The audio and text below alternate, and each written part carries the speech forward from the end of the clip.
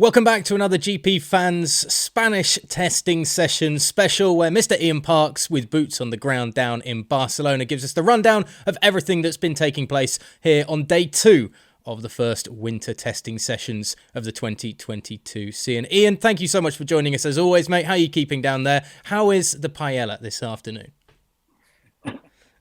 All good, mate. Thank you very much. Yes, another good day of testing.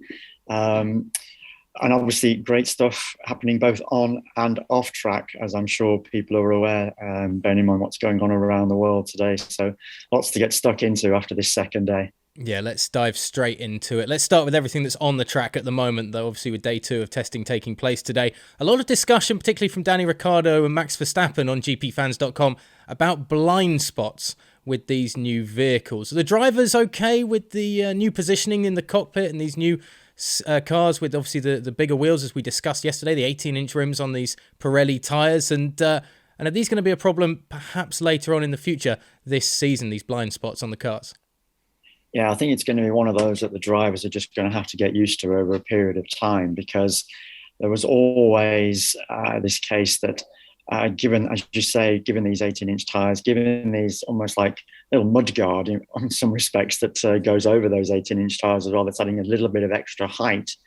Naturally, that lends to a little bit of difficulty in certain corners. And as you've mentioned, the places where that's most likely to be a problem are going to be the street circuits. So when we get to Monaco, especially Azerbaijan, and in particular Singapore, that we're going to revisit finally again after its 2-year break later this year, those are the kind of tracks where that little bit of blind spot, that's going to cause a bit of a problem for these drivers. They're going to perhaps not quite take some of these corners perhaps as quickly as they had done. But again, it's just building up that confidence, learning about the car, about what they can do with it, how to position it into those corners. It's something that they will eventually overcome, I'm sure. I mean, as if you wanted to make racing in Monaco more difficult, adding a bigger blind spot onto the front corners of the cars. I suppose it's going to affect the racing as well, going into initial corners when everybody's so closely grouped together. I think Danny Ricciardo said today that it's going to lead to a more entertaining battle, perhaps, as the season goes on track. Do you kind of agree with that, or is this going to be another danger spot again at these opening corners of even the regular racetracks? I think we've seen it a few times, haven't we, with these bigger cars, and bearing in mind they're also heavier as well. Another 40 odd kilos heavier this season, given the 18-inch wheels. So yeah, we are looking at something a little bit different at the starts. Certainly at tracks as well, where we might get a greasy surface. Think of Hungary last year, for argument's sake. Look what happened there. So add in these blind spots as well with these cars, and who knows what might happen. We could be in for a bit more chaos, a bit more spice at the start of these races, which of course is what we've wanted all along, isn't it? Come on, no good complaining now. This is what we're going to get with F1 for this season. Hey, some people wanted that, but I don't think everybody wants to see what happened in Hungary last year, for instance, with the 10-pin bowling Bottas, if you will, and his Mercedes trying to take out as many pins as possible. But yeah, it's certainly going to make things a little more interesting on track. Max Verstappen's also spoken in the last 24 hours about running behind other vehicles, and he gets the feeling that it's a lot more pleasurable to drive behind another vehicle already, as we touched on a little bit yesterday, which is again great news for Formula One going ahead. Yeah, as you say, I mean, we all know that these cars have been purposefully designed with these new aerodynamic regulations to follow more closely, to provide greater entertainment and therefore, hopefully, more overtaking.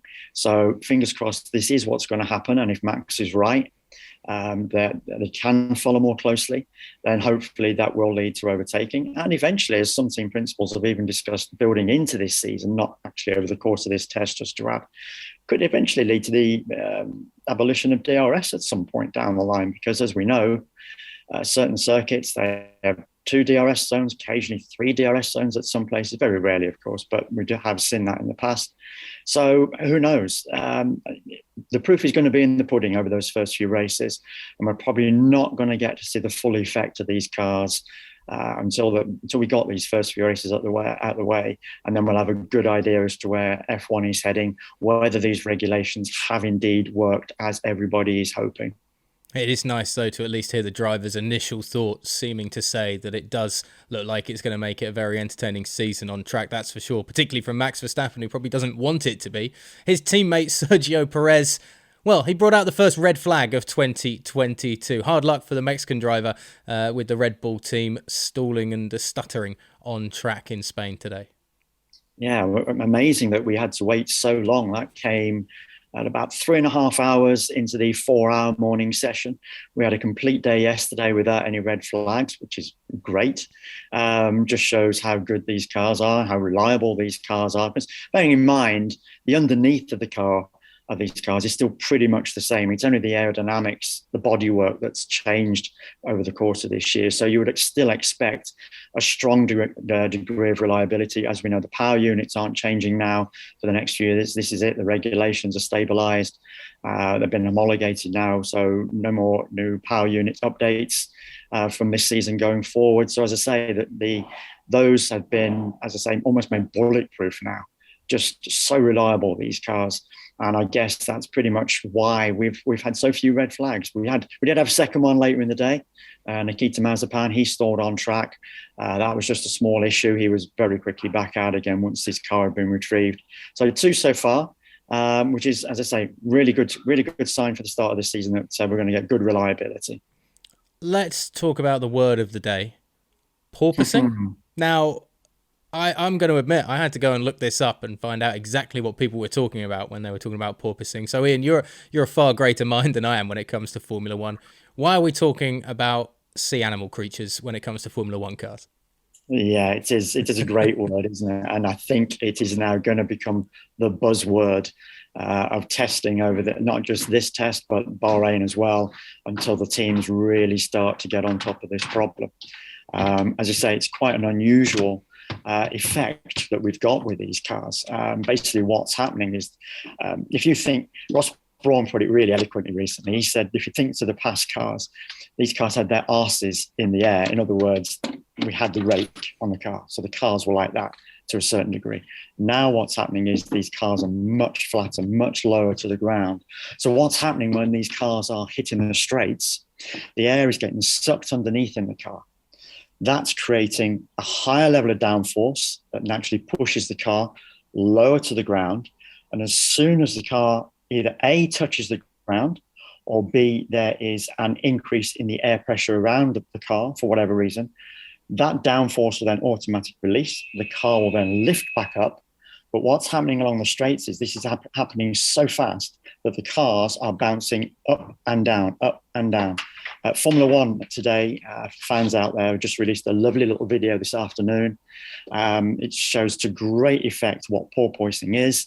It's bouncing up and down of the cars due to the downforce being released and reactivated again.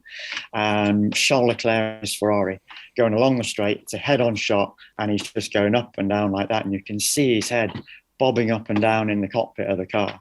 Mattia Binotto has mentioned that it's something that the teams have underestimated over the course of their testing, wind tunnel testing and CFD testing. They didn't notice it, but now we're at a track.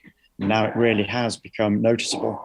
And Mattia's pretty much pointed out that the first team that can get on top of this as quickly as possible going into the opening Grand Prix is likely to be the team that's going to get that head start. Because what's happening, of course, is with the porpoising effect, with this bouncing up and down, naturally, you're not going to get as quick lap times. As soon as you've got that under control and you're able to resolve the bouncing effect, then naturally the lap times are going to be much quicker than the rivals around you. So watch out over these next few days, because as I say, the porpoising, I said next few days, tomorrow, of course, Friday, last day of preseason testing here in Barcelona. Then we move to Bahrain for 3 days there. So yeah, it's interesting to see what the teams can do, if anything, in between these two tests. What about the top speeds of these cars? This porpoising happens, of course, particularly when the cars are at their top speeds and the heavier load going across them in terms of the downforce. I was going to ask you how soft the suspensions were on these cars, because after seeing that Leclerc video, it does, as you say, look like he's just bouncing along. But in terms of top speed with the new cars that we've got, have we got any indication that they're matching, equaling, bettering what we've seen in the past in Formula One, particularly, of course, with the new E10 fuel that's been put into these cars as well for this coming season, along with the aerodynamic regulations? Certainly the top speeds that we're seeing at the moment along this track, they're pretty high in 320s along that main straight, which is what you'd expect here at Barcelona. Maybe once we've got on top of the porpoising, and bearing in mind as well that we've not really seen these cars in at their top speeds yet. You got to think that when we come to testing, it's always a degree of sandbagging, particularly this first test here in Barcelona with all these new aerodynamic regulations. There's always going to be a degree of fine tuning the car, first of all. And we're not going to get really on top of that, probably not even after Bahrain, the second test. The teams are still going to be learning all about these new aerodynamics. You're going to see new bits placed on these cars, race after race after race. So it's going to be at some point quite into the season that finally we're going to see what these cars can truly do in terms of the aerodynamics, in terms of the top speeds. But so far, what we've seen with what the teams have brought to the party in terms of these aerodynamics, in terms of what they're allowing their cars to do at the moment, because nobody's strapped on super fast tires, nobody's put in low fuel. So we're nowhere near what we think these cars can do. But nevertheless, we're seeing good top speeds. And that's another good indicator for the course of the season that we're going to be pretty close to what we've seen in the past, not too far away. Yeah, I saw Lando Norris tweeting yesterday his frustration about coming first yesterday because now he's worried everyone's going to expect too much of them, and we shouldn't be looking at lap times. We need to reiterate this when it comes to testing. Don't focus about the lap times. It's all about the learning curve. Just finally, Ian, we need to step away from testing just for a moment. There must be some discussion in the media centre, and of course there has been already today in Formula One about events that are taking place between, of course, what's happening in the Ukraine with the Russian military, and of course we have a Russian Grand Prix on the calendar this year. What is the reaction from Formula One? What's the reaction from the media centre at the moment? And I know Sebastian Vettel as well has been very clear in his words around the ongoing global conflict that is without doubt going to have permutations in Formula One's season. Yeah, Seb was asked about it during the drivers' press conference today. He's a director of the Grand Prix Drivers Association. Naturally, the GPDA hasn't discussed that as a body just yet, but nevertheless, Seb, as pretty much the head honcho of that organisation, he was very forthright in his views. He said basically he will not be going. The bottom line is, because of what's happened, because things have escalated pretty quickly in the sporting world as well, as we've seen with UEFA saying that they're going to pull the Champions League final out of St. Petersburg, and they've got a meeting of the executive committee going on to discuss a new venue. Well, Formula One is pretty much doing the same of its executive committee. So all the teams, along with Stefano Domenicali, the F1 CEO, and we're going to be assuming as well the new FIA president, Mohammed bin Sulayem. Certainly there will be at least a representative, a top-level representative. It's not Mohammed. There is a meeting tonight taking place to discuss the situation. And the feeling is that F1, despite the millions of rubles it gets for the Russian Grand Prix, and it is one of the top paying Grand Prix as well on the calendar, it has to be said. So that's an awful lot of money that the teams, the F1 could be losing, but that pales into insignificance right now. So it is more than likely that that race will get pulled. And if it does, then most likely candidate to step in will be Turkey, as we've seen in the last couple of years when it did so during the two COVID hit seasons that we've had in 2020 and 2021. It sounds like, despite the complexities of the situation, that Formula One is going to take a very simple answer to its involvement in how it deals with the global political crisis taking place there. Ian, as always, thank you so much for joining me on day 2 of testing. You and I will hopefully have a chance tomorrow to chat after day 3 and kind of put Barcelona in the books and wrap up everything that you've seen out there. And thank you so much as well for continuing to update the live blog from Barcelona. You can find that on GPFans.com. And of course, Ian's musings as well, available with links on @GPFans Global on Twitter and Instagram. And of course, join us tomorrow for our final chat here on the YouTube channel. Just hit the subscribe button down below and stay up to date with everything that we do covering the winter testing and going in to that new season that kicks off at the end of March.